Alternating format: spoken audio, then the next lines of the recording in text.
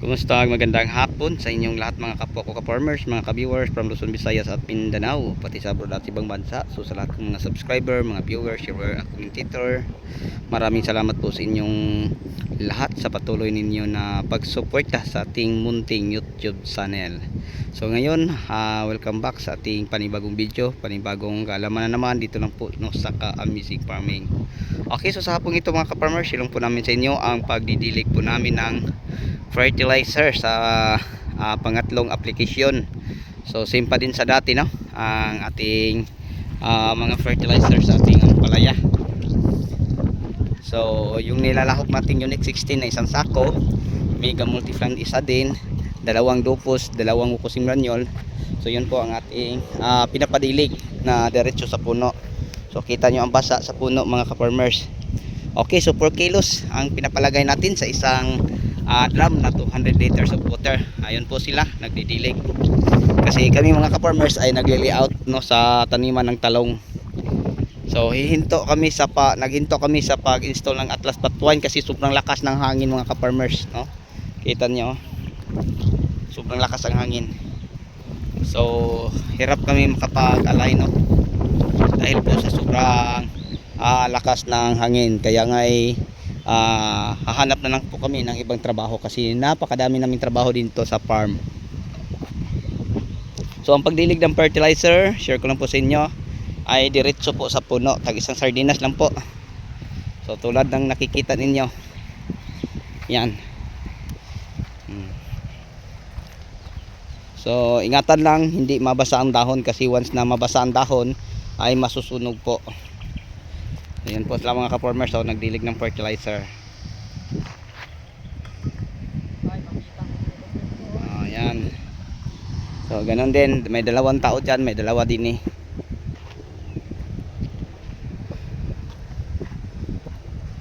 So ganito naka tangkad no, mga dalawang dampal na kapin ang ating ampalaya, ang gapang. Kasi 18 days po siya ngayon. Tama sa pangatlo nating pagdidilig ng fertilizer. So yan na ang ating na-installan mga ka-farmers no, ng Atlas Flat Twine. So hirap kami mag-install pag ganito sobrang kalakas ng hangin kasi yung ano namin ay matitipok dahil sa lakas po ng hangin. Kaya ay hanap na lang po kami ng ibang matrabaho. Kita nyo. Tapos napakainit, hindi napakalakas kasi sabi nila may bagyo daw no napapalapit sa ating bansa. So alam nyo mga ka-farmers, mga ka-viewers, share ko lang po sa inyo hanggang sa ngayon wala nang ulan no. So ambon lang ang meron. Kaya nga kahapon nagpapadilig tayo ng tubig, tinapos namin kanina. So ngayon kita nyo tuyo na naman. So kahapon sobrang basa ito mga ka-farmers, yung dinidiligan namin to ng tubig. So ngayon yon kita nyo, tuyong tuyo na po ang lupa kasi mahangin, mainit. So share ko lang sa inyo ang pagdidilig po ng fertilizer no. Ingatan lang hindi mabasa ang dahon and then diretso na sa puno. Kasi pagkatapos babanlawan naman po ito nila ng tubig. So ganyan lang mga ka-farmers, tag isang lata lang ng sardinas. Yan. O ganyan lang ang pagdilig no. So kita ninyo. So dalawang tao din banda, dalawa din eh. And then ako at yung isa kong kasama, kami po ang nagli-layout. And then may isang tao na nag-ano ng poste para po sa ating talong. Okay, so ito mga ka-farmers ang ating drum na 200 liters of water. So ang ilalagay natin din ay 4 kilos na sa pangatlo. So una 3 kilos, pangalawa 3.5. So sa pang tatlo na application 4 kilos na. So ulitin ko, first application 3 kilos, pangalawa 3.5, pangatlo 4 kilos. Ito na mga ka-farmers. And then nag-add tayo ng APSA 80. Ang APSA 80 mga ka-farmers ay isa po siyang soil neutralizer. So ito ang APSA 80 mga ka-farmers na ating ginagamit. So bakit po ito hinahalo ano ng APSA dahil pag may APSA mga ka-farmers ang benepisyo po, i-hold ang tubig parang matagal mauga sa puno ng ampalaya pag may ganito. Okay, so yun po ang ating Apsa80 na ina-add natin. So pwede no mga ka-farmers, sa isang ganyan maglagay kayo ng 100 ml. Malaking bagay po mga ka-farmers, parang matagal matuyo.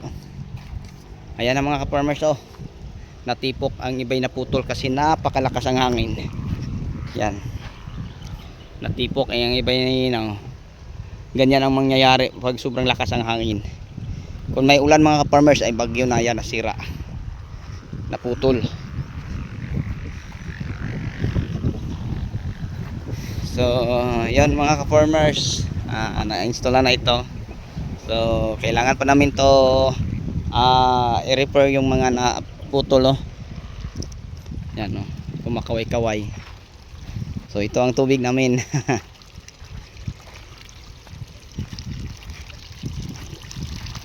Yan. So yung isang drum na 200 liters ang ilagay na tubig, ano po ay kung Apsa80 100 ml con fertilizer per kilo sa pangatlo nating application.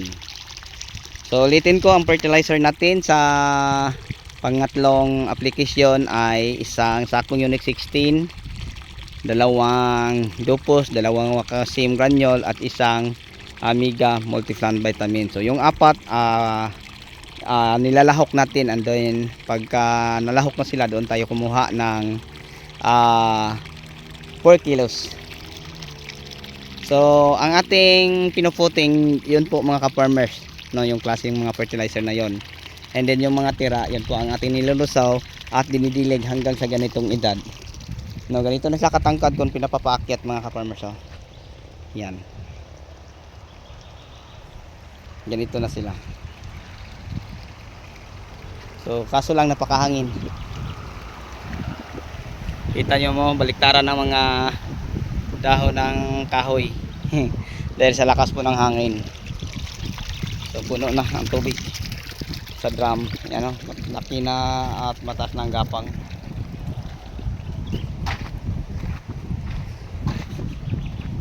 So pauwi ako ngayon mga ka-farmers. So abangan nyo lang mga kapwa ko ka-farmers, no, ang iba pa nating mga kaalaman na ibabahagi natin. So yun, pinapakita ko sa inyo at ibinahagi ko sa inyo kung ano ang mga ginagamit na mga fertilizer at saka paano gagamitin o paano mag-apply ng mga fertilizer. So yun lang yung nakita nyo, yun na mga ka-farmers. So wala nang iba kasi yun po ang practice ko. Okay, so bago tayo magtapos, mega love shout out sa lahat kong mga subscriber, mga viewers, viewer at commentators. So sa inyong lahat at sa inyong walang sawang pagsuporta, maraming salamat po. Bye bye and God bless. Thank you. Happy watching.